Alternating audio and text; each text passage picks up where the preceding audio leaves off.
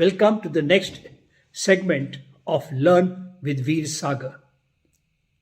Today we'll talk about a well-known idiom, nothing is impossible. And I can tell you from my experience that's very, very true. Nothing is impossible. All it requires for you to back yourself. You must have the confidence that yes, I can do it. Luckily, I've developed this very early. When I was in school, one of the things we do in our school, in the boarding school, Lawrence School, Lovedale, is to have what is called the outward bound camps. We go walking, it's a walking trip of 8 students. We come down from the hills, in the Nilgiri Hills, and stop overnight in 1 or 2 places, camp there, cook your food, and then finally walk back. We walked up to Metropolitan, which is the ground station or the bottom of the Nilgiri Hill. And there somebody told us that there is a beautiful dam, couple of 56, 70 miles away from where we were. So we all thought, let's go and see it. Unfortunately, it was not close enough to walk back and still keep our schedule of getting back. So we said, let's bike. Everybody thought, great idea, except me, because I didn't know how to bike. And they said, don't worry, we'll carry you pillion. I thought about it. That hard steel back frame to sit back on somebody's bicycle for about 70 miles was not my idea of fun. So I said, no, I will learn to bike. They said, it was ruled out of, so silly, you can't learn to bike in one day. And I said, I will, I can. So went in the evening, hired a bicycle. In those days, you could go to their particular shops which kept bicycles and you could hire them and pay by the hour. So hired a bicycle and with the help of other students and my housemaster, tried to learn and get the balance, get a hang. Around about 10, 11 in the night, I think I got the hang and was confident that next day I can ride. And I did. Yes, it was very scary because anytime I heard any car, truck, any vehicle coming from either direction, I would get off and stand for it to pass because I was scared of falling over. But ultimately, I made it back in one piece. That gave me so much confidence going into the future that anywhere, any issue which everybody thought was impossible, I said, no, let's try it. I come from school to college. I do arts in school. There were no seats in the arts college of the college I wanted to join. But since my marks were good, the principal said, I'll give you admission in the science college. So instead of BA, do BSc.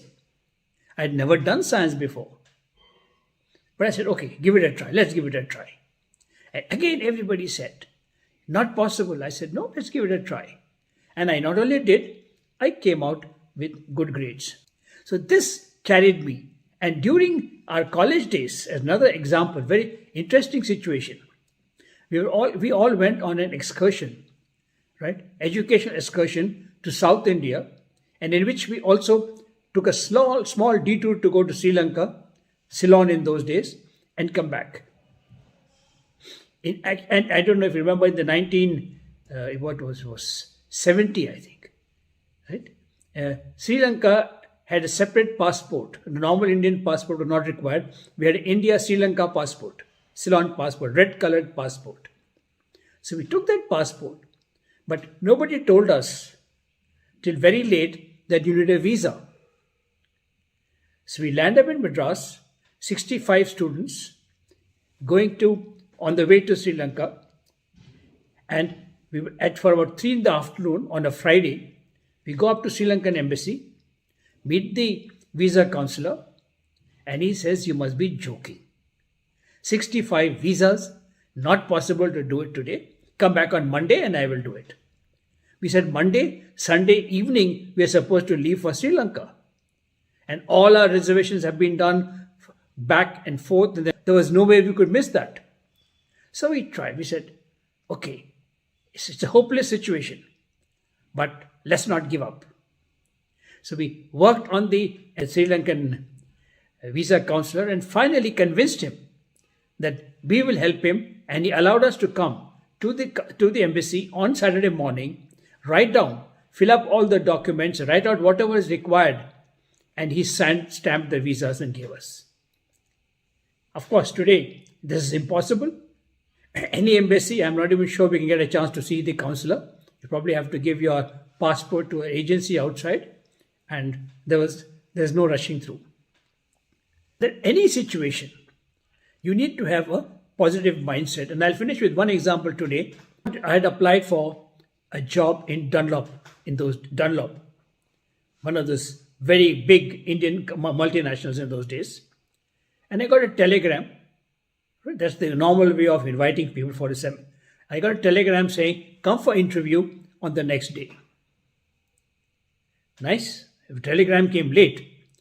But I took the first train. Luckily, the train was in the evening from Madras, and reached Madras from Hyderabad at about 2:33 in the afternoon. Rushed from there to the Dunlop factory in Ambattur, which is quite a distance from the Madras railway station. And I reached around 4 o'clock. And the manager in charge of personnel, he said, sorry, we are too late. We are almost halfway, we are almost at the last end of our recruiting process, selection process. So it's too late. You please go back. I went and met the HR manager and he said, sorry, you are too late. So I tried to reason with them. It's not my fault. Here I am, here's my telegram. I took the first available train and came back. But I said, I can't give this up. It's too good an opportunity to give up. So let me try for the impossible.